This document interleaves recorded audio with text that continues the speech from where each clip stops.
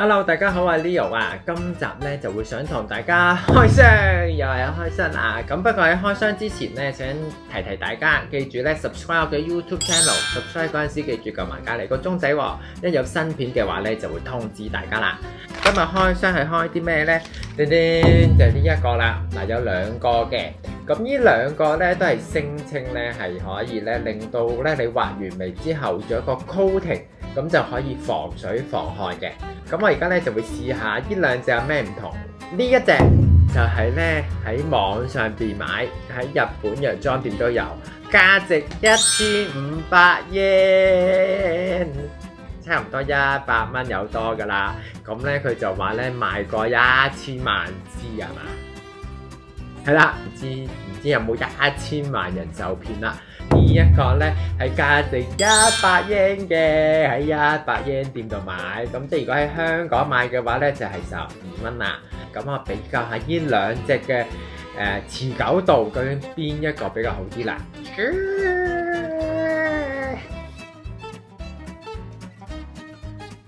加油努力，加油努力！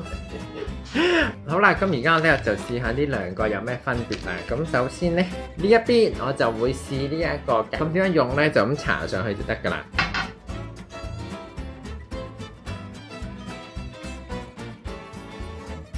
另一邊咧我就會用呢一個12蚊店都係得嘛。咁我就搽喺呢一邊試下啦。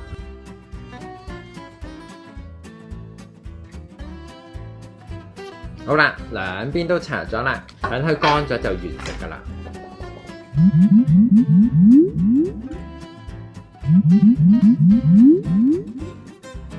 好啦，咁咧應該都乾啦嗱。呢兩邊嘅係啦，呢個1500 yen， 呢個100 yen 嗱。好啦，咁然之後我就會噴呢一個水啦，噴落嗰個眉度，咁睇下邊個咧會防水得好啲啦。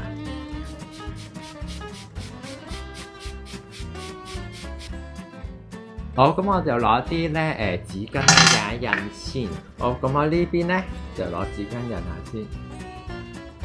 放開，係冇嘢印出嚟嘅。咁到呢一邊啦，放開，佢係有少少嘅眉咧印咗出嚟㗎。結果係呢一個咧真係好啲啦，1500 yen 呢一個，佢係完全咧冇任何嘅顏色咧印到出嚟㗎，所以你去游水啊、去沙灘啊都唔需要擔心啦。咁而呢一個係唔得嘅，呢一個咧勝出。